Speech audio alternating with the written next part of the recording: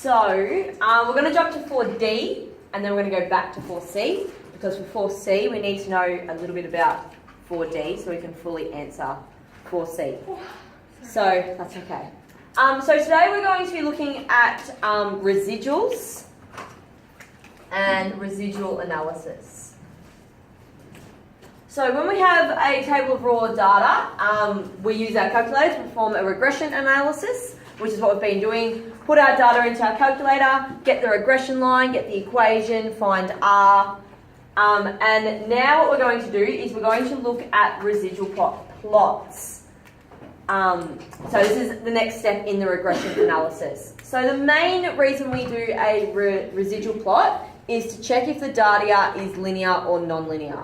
Most of the times we can tell, but sometimes if we've got a lot of data, it might be a bit harder for us to be able to pick it. So we need to do a residual plot to see if our data is linear or non-linear.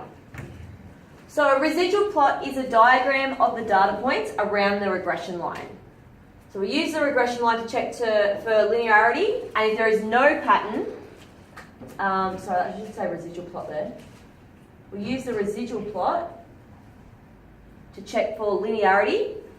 If there is no pattern, then the data is linear. And if there is a pattern, then the data is non-linear. So what we're looking at is we draw a scatter plot. We put in our regression line. And then what we're checking is, okay, we're looking at the placement of our data points around our regression line. If we have a scatter plot that's sort of a little bit non-linear, and we've got a regression line that sort of still goes through most of the data points, but we can see that it flattens out at the top, so it's non-linear. When we do our residual plot, this is going to show up really obvious that there's a pattern around our residual plot. Isn't there a pattern on the top one? Because they're just straight. Oh, so this is just our scatter plot. This isn't our residual plot. Yeah, so we're about to do our residual plot. So a residual plot is pretty much just a picture of how our dots look around our regression line, but it's a horizontal plot. And that's what we're going to do. That's what we're going to have a bit of a look at. We've talked a little bit about residuals. Does anyone remember what a residual is? Yep, good. So the residual is the vertical distance from a data point to the line. So every data point, unless it is on the line, will have a residual value. So an actual data point that is below our regression line will have a negative value.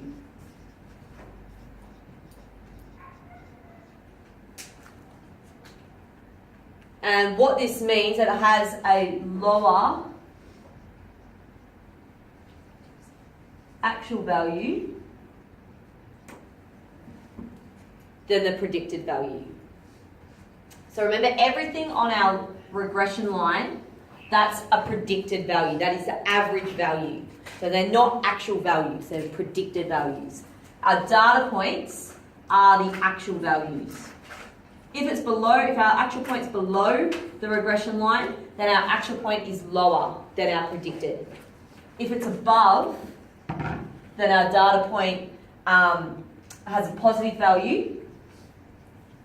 Sorry, our residual has a positive value, and it means it has a higher actual value than the predicted value.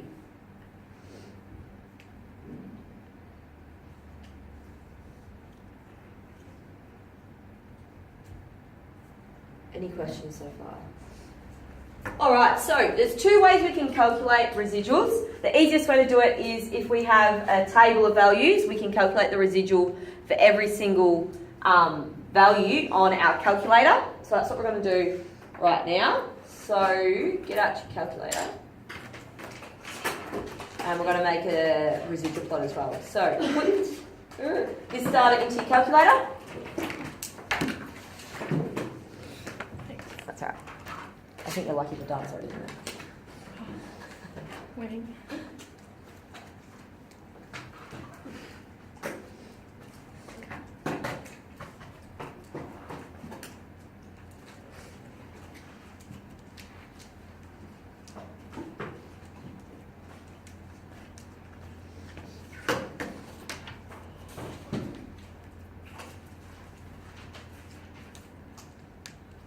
when you go to, so you put in your data in your list and spreadsheets, you go to regression, your lin regression to try and get the equation of the line. Hang on. Oh no, you get the equation of the line, you put it onto your scatter plot. Then once you've got your scatter, actually everyone's getting scatter plot first. Got a scatter plot with a line. You must have your regression line on there, otherwise the residual won't work.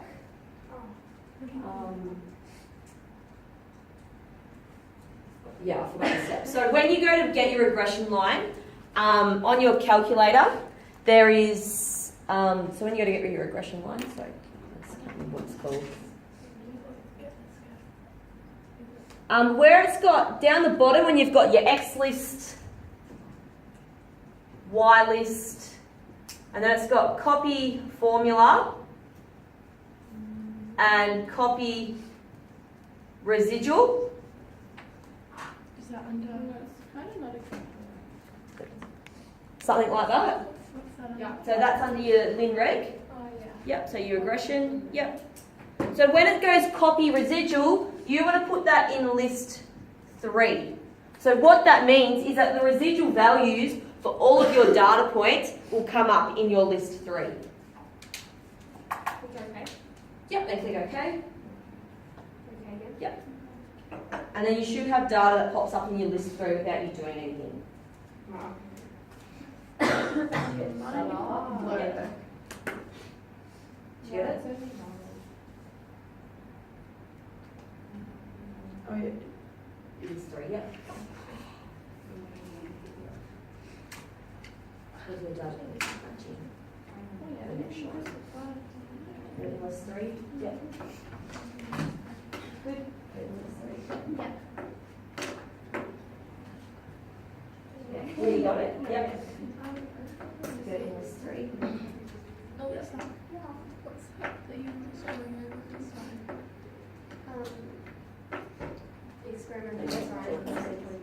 Do you guys get it to pop up in list 3? Oh, Yep. That's the one thing that I haven't. Yeah, I haven't done that. We haven't got that in the red. Regression. And then in copy residual, go down to this. I can do it in that.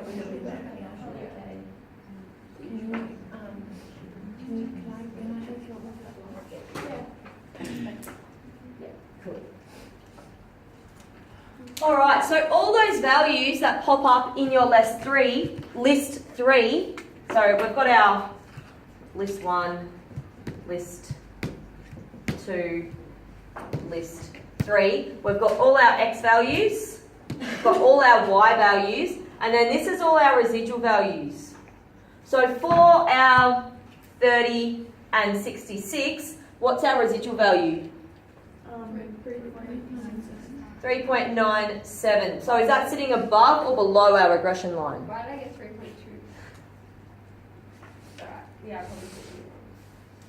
Would this sit above or below our regression line on the scatter plot? It would sit above because it's a positive number. The bigger this residual is, the further away from the regression line it is. If it's a bigger or a lower negative number, then the further away from the regression line. Will you ever have to calculate by hand? You may be asked to do 1 or 2, and we'll go through that in a minute, but you won't be asked to do the whole table by hand. Okay, so now what we're going to do is we're going to put it onto a residual plot. So to do that, you need to go up the very top, go up to like the little bar graph picture. Why did I not myself? Oh, probably because I've already got them in there, but I'll show you how to do it anyway. Go up to that one. Yep. And then is that just Yep. all fine? And then your list X list becomes this one, your Y list becomes this 3. Yeah, just like that. So then what you need to do, so you go up to the little bar graph. You need to keep it on scatter plot, but you need to change your Y list to list 3 because we want to plot our X values against the residual. And then you should you should get a horizontal graph. Leave it like that? Right. The residual. Yeah. Yep. Is it all good? Yeah. Yep. So from looking at, okay, so what do we do? So go up to this one. We will change this one. I'm sure it's right. It's 3. I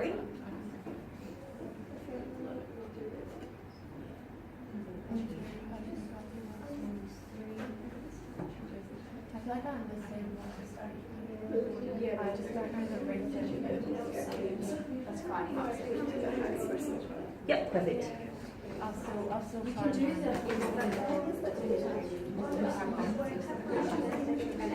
So you should have on your calculator, you should have a horizontal line and you should have points scattered around it. Is there a pattern on your graph? No. So what does that mean about our data? It's linear. Good. If we were to do this one, our residual plot would end up looking something like that. Because we can see that we've got some below here, they all go above and then they all go below. We can see that there's a really clear pattern around our residual plot. Does that make sense? Yep. So pretty much residual plots is just a tedious thing that we have to do because we're asked to do them. But all we're really checking for is whether it's linear or non-linear. Right, so by looking at a residual plot, we need to be able to tell if data is linear or non-linear. Any questions? Cool. All right. So we'll move on to the last bit.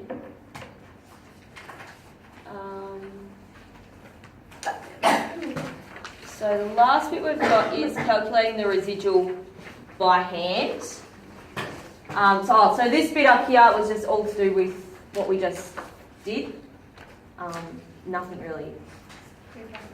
Yeah, you can cross it out. Nothing really new. We've done all that. The only new bit was drawing the residual plot, which we just did. cross it out. You don't have to cross it out. It's just, or you can write it in if you want, but we've done this a lot. Finding R, describing R, find the equation, construct a residual plot, and it was linear. This bit was the only new bit we did there. Oh, so we're doing that now? We've just done that. You can fill that in if you want.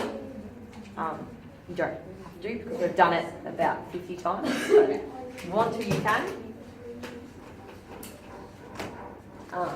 Let me just move down a little bit.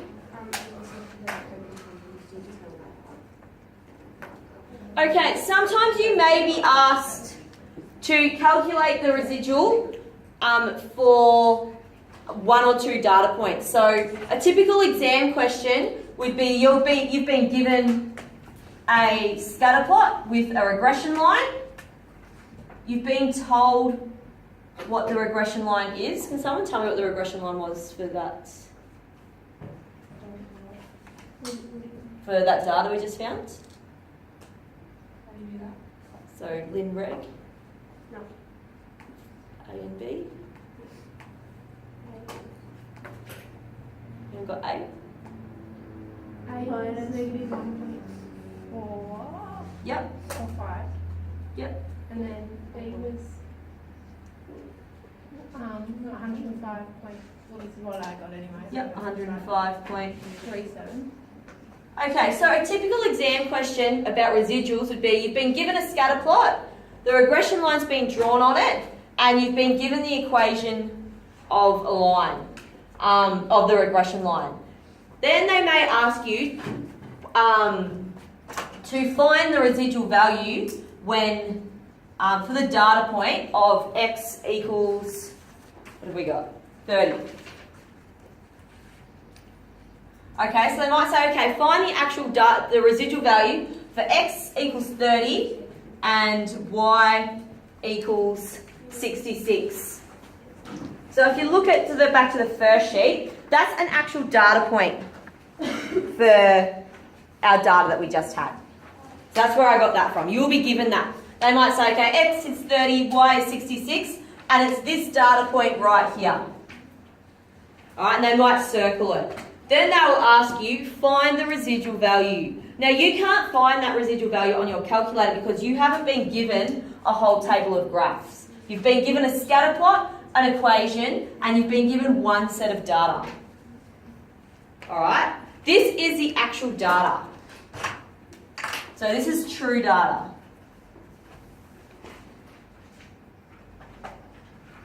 Okay, and what we are working with, we are working with finding the predicted Y value. So what we need to find is, first we need to write down what our actual value is. So our actual Y value is 66.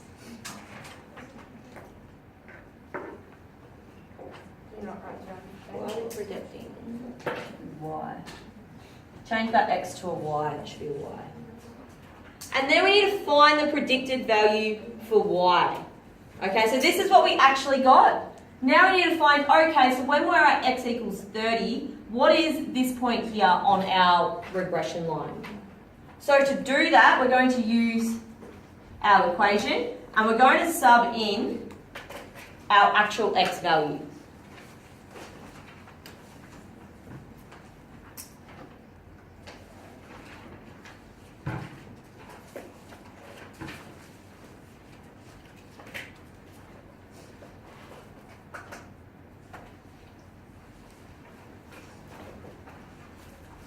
Okay, and we're going to call this Y predicted.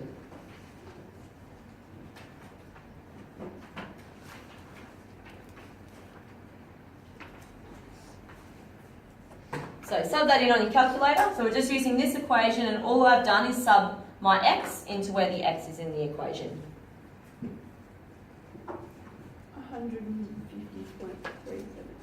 150.37.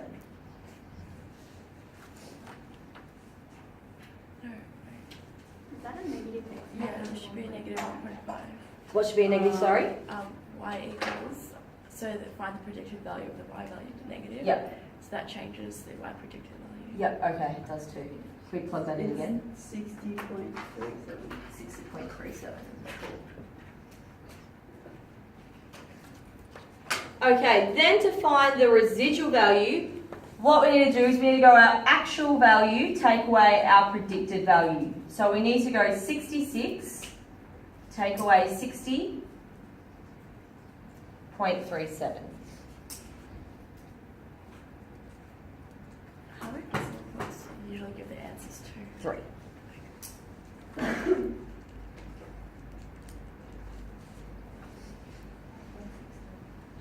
Sorry?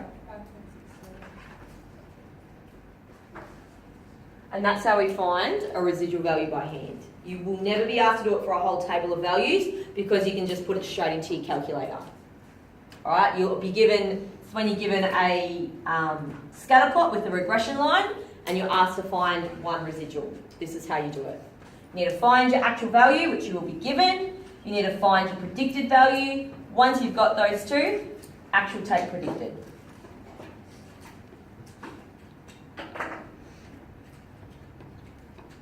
Any questions? No? All good? Alright, so questions for residuals. I've got them on, where's my mouse gone? Okay, cool. They are on MConnect in chapter 4 and it's called Residual Worksheet. There's a few questions there. And then from 4D, the first, I think it's 2 or 3 questions. Let me check.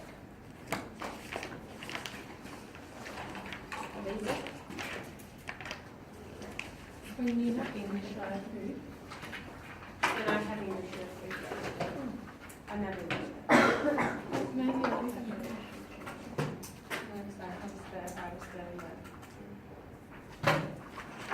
Actually, you should be able to do all of 4D. Yep, all of 4D.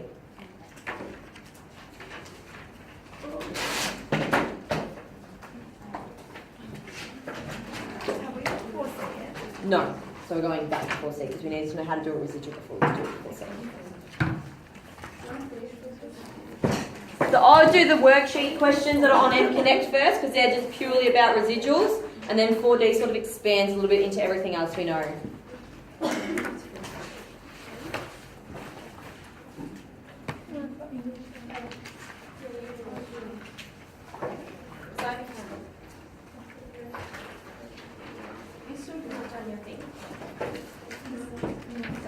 last chapter for the term.